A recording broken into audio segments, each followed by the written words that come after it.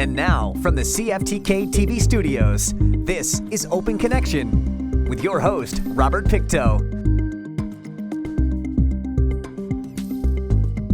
Welcome to Open Connection, your host, Robert Pictou. Our show today comes to you from the traditional and unceded territory of the Tsimshian people. Formed in 2019, Lorna Brown and her family began raising awareness for MMIWG when her niece, Tamara Chipman, went missing from Prince Rupert in September 2005. On today's Open Connection, founder of Tears of Hope Society, Lorna Brown. I felt like it was a really great turnout. We had Aboriginal Front Door came in from Vancouver to support the Highway of Tears. They know that we're often forgotten about on the Highway of Tears here. And we had Melissa Moses came down from the Union of BC Indian Chiefs office, and I believe there was about 10 people that came from the Aboriginal Front Door Society out of Vancouver, and community to see so many different, just not First Nations people, which is always what we like to see, is because then we know that, the message that we're trying to put out there, about our women, our people are important people and they matter. And so to be able to get that type of audience coming and supporting, not just walking, but, afterwards staying and, listening to our stories, because I always say that we will never, you can't really truly understand until you hear right from the person's mouth, right? Like if they've suffered a loss, or sometimes, they're dealing with people that they, in some cases that we heard yesterday, some of the students that came out didn't even know that their own grandmother, was murdered, before they were even born. And to see those youth out there, sharing those stories of their grandmother that they didn't even get to meet. And now they're out there raising that awareness. Like, it was pretty powerful. So I was very, very humbled, grateful that many people came out, and just like the community themselves. Our mayor was there, stayed for a few hours, and our MP, Taylor Backrack, who has been a longtime supporter of missing and murdered Indigenous women and girls in the area. And of course, we had a family member, Phyllis Fleury, whose son actually happens to be my cousin as well, whose son went missing. So, we got to really, engage and share stories of, like, sadly, stories that, are fairly recent in our community. And, this is still happening.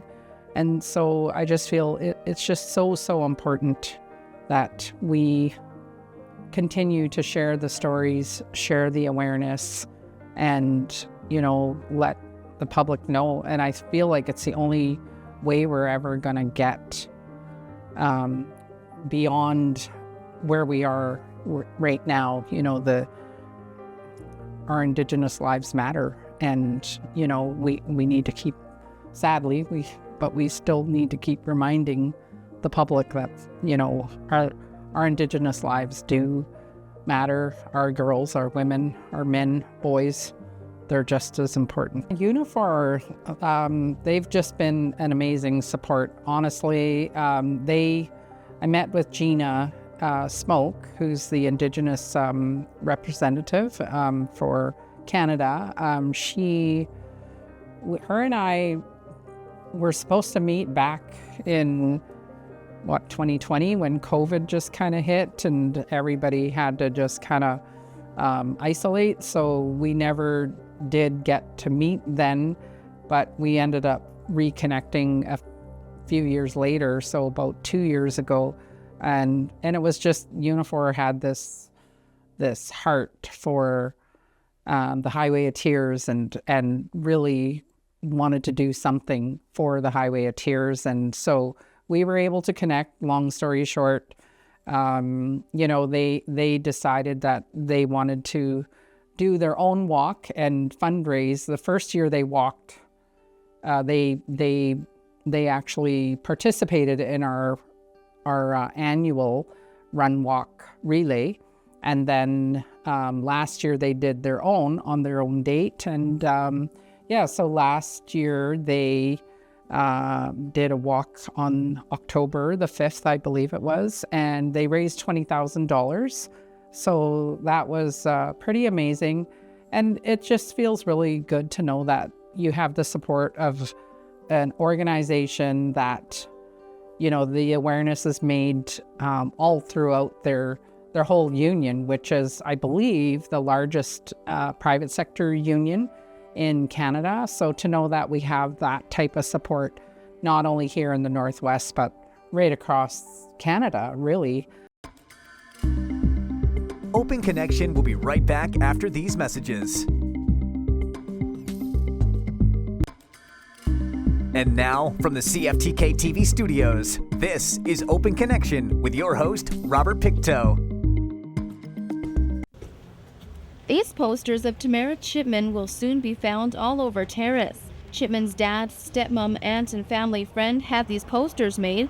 They spent the afternoon putting them up and talking to the public about the disappearance of their loved one. If there's anybody who'd like to help, we just, they can get a hold of the Amnesty International. They have the poster on their website, and if there's people that are interested in helping, they could get copies of that from them. Tom Chipman says since the press conference on Wednesday, his phone has been ringing off the hook and is thankful for the community's support. He adds these last few days have been extremely hard on the family. Everybody's pretty upset about it, and it seems to be sinking into a little more into reality with the coverage, and the police are asking for help, and it seems to be apparently getting more serious. And Chipman says reality is starting to sink in every day that passes with no word from his daughter. Yes, waiting is hard. I mean, we thought with the publicity, that coverage, that she would come forward if she had just been hiding out, but the longer it goes on, that the worse the feelings get. So at this point in time, we're pretty worried. Staff Sergeant Eric Stubbs is working on this case. He says since Wednesday, the detachment has received a number of tips from the public. We're investigating each one of those tips and are moving on to the other investigative avenues that we have had and we're continuing to follow. We're hoping that the public will continue to call us, continue to give us more information, because we do need more information. Over the last few years, many Aboriginal women have gone missing along Highway 16. Stubbs says the Highway of Tears does affect this investigation, adding they are currently looking into it. Right now, we have a number of viable investigative avenues that we're pursuing that we feel are the best hope to come to a resolution of this incident. But we are looking at the Highway 16 issues. Our major crime unit in Prince George have those files, and they're the best people that know the contents of the files and the specific details of those files. Chipman is hoping people in other Northwest communities can help out by putting up these posters, just in case someone out there has any information on the whereabouts of his daughter. For CFTK-TV News, I'm Lindsay Noel-Andreza in Terrace. Thank you for staying with us.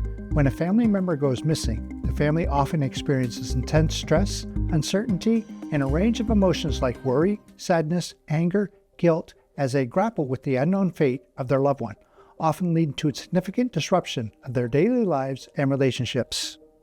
Let us rejoin the conversation with Lorna. And so it does allow us to support the families directly, which is what Tears to Hope is all about. We work with families and supporting families that are affected by MMIWG,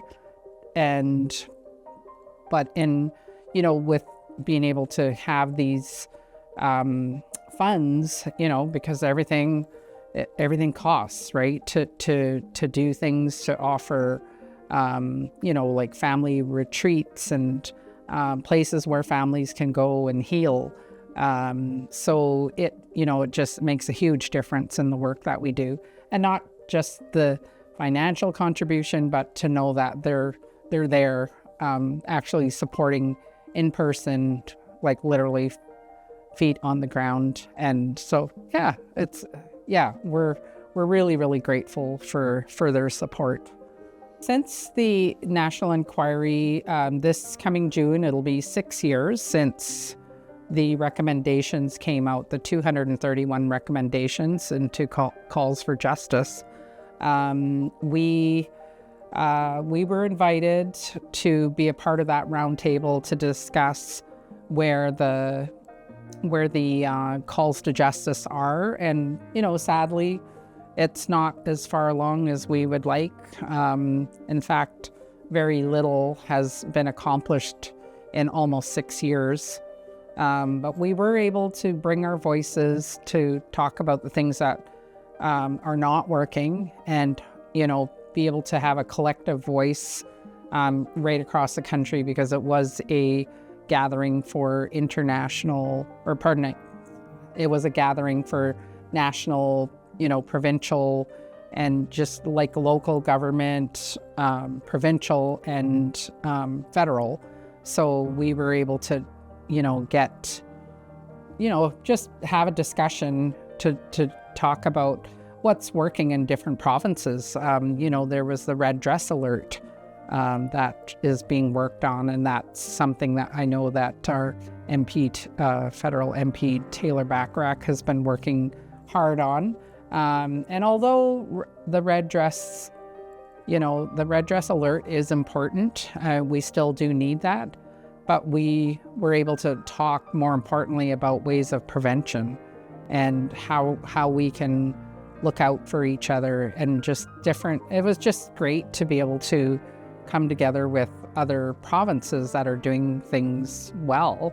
And, I think BC has some work to do, but to be able to collaborate with other organizations that are maybe further ahead in different projects, to bring about these calls to justice.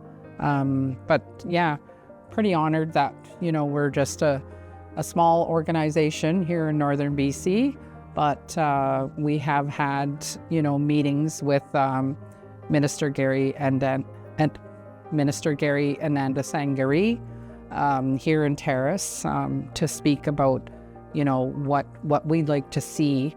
And so, to have him actually follow through and invite us there, and, personally welcome us as we came in the door. And I feel like we've been talking a long time about our voices need to be heard, and to be able to come together for solutions, to discuss what solutions are that we need to implement was pretty, we're pretty grateful to be there.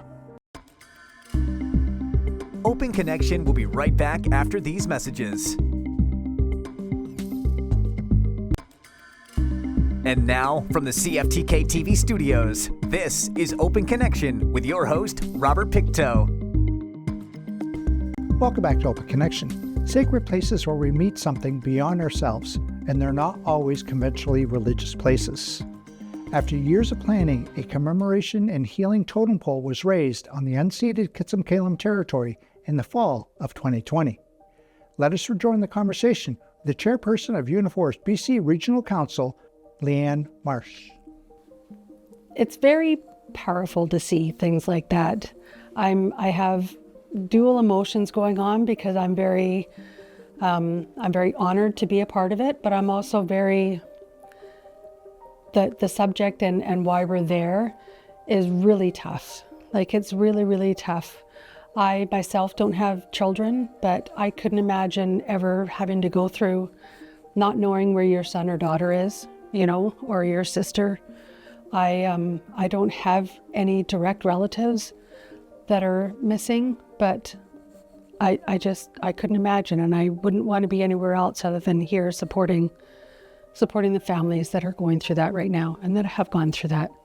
I love the story about how the location was planned by the two different people without them knowing.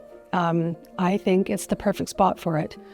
Everybody that's going to and from Terrace to Prince Rupert sees that. It's right along the Skeena River. It's right along Highway 16, and it's a beautiful totem pole. It's absolutely stunning.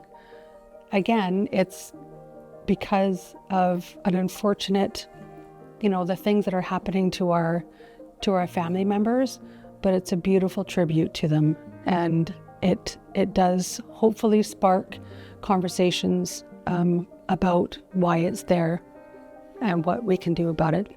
I did notice along the walk, there was an RCMP officer walking for a little bit, but he didn't seem to stick around that long. But as I heard Gina say, there were a lot of folks giving us shout outs and honking their horns and, stopping, taking pictures, waving. And I don't think that any one of them was against it. It was more showing support. And for people to show support for us, it's, I'm from Vancouver, not climatized to this weather whatsoever. But it's really, like I said, I wouldn't be anywhere else but here. I just glad I had the opportunity to be able to come up and share and listen to some of the stories of the families up here. I usually attend the march down in Vancouver, but I had an opportunity to come up here this year, and I'm very glad that I did. You hear about people, missing, and you hear about women and girls and men that are missing and murdered, but we actually hear about their lives before. It affects not just the direct family, but it affects the community, it affects their friends. It's really tough to hear, but it's very brave for them to be able to stand up and share their stories, and I really appreciate them being able to talk, because the more that they share their stories, the more people can hear them, and the more people maybe can understand why this is such a terrible thing that's happening. I grew up with my adoptive mother saying I was not to take mechanics, I was not to take this, and I was not, and of course I was being a little bit of a rebellious person. And as soon as I graduated, I did the receptionist thing, and I did nothing wrong with that, but it just wasn't me. I started at an automotive shop and worked my way up to getting my ticket as a parts person and industrial equipment and heavy duty parts.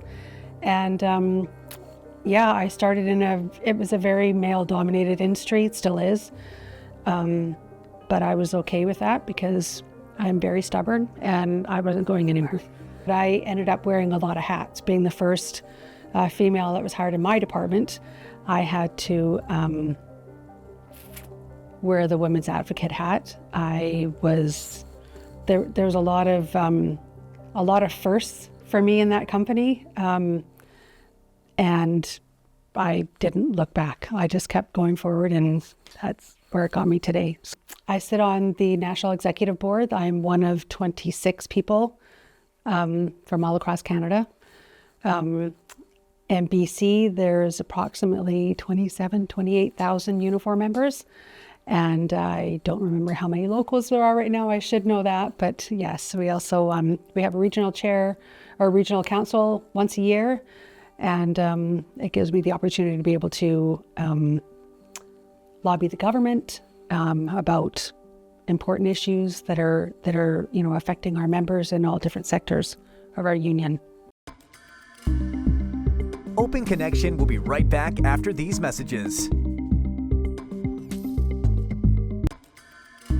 And now, from the CFTK-TV studios, this is Open Connection with your host, Robert Pictou. Formed in 2013 when the Canadian Auto Workers and the Communication, Energy and Paper Workers Union of Canada merged, creating Unifor, Canada's largest private sector union. In this final segment of Open Connection, Leanne shares her experiences with the union. Unifor has given me so many amazing opportunities to experience things, and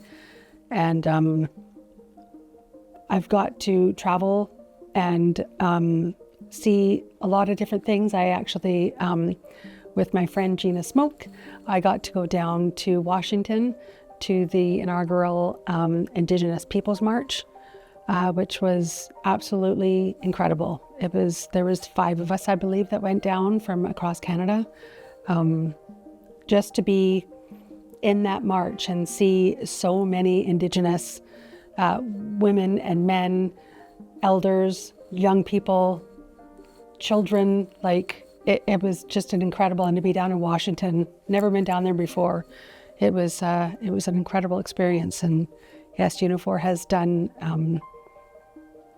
I've had the opportunity to do amazing things because of my union. I am so thrilled that our union has taken the initiative to support causes like that are important to our communities and our families. But it also shows that Unifor is not just a labor union. It's not just they care about more than just jobs. They care about communities. They care about families. They care about things that happen to their Unifor folks. Their Unifor, it's just it's an incredible thing to see that the donations that they do across Canada. So this one was very special. I've had the opportunity to come up to Terrace twice before, but not in this capacity. To be able to share stories and to bring back to my local and to talk about it at council, to be able to share what happened up here, and knowing that my union is supporting these things, it just gives me a sense of pride that they're supporting specifically Indigenous things like this, being an Indigenous person. I've worked in a non-union shop before, and being in a union environment now, I just see that they don't just help members, they help members' families, they help the community, they help more than just the members. Union is absolutely family, yes. We may not always get along with our families, but at the end of the day, we're together, and we're fighting for the good of everyone. Take the course. Take the course. Put your hand up, because a lot of times it's sometimes scary not knowing, but education is the key to a lot of things. It gives you more confidence, it gives you more knowledge, and bosses don't like that. Thank you for joining us for this episode of Open Connection. The greatest distance in the existence of man is not from here to there, but the connection from his mind and heart. If we can conquer that distance, we can soar like an eagle and realize our immensity within. I'm Robert Pictou.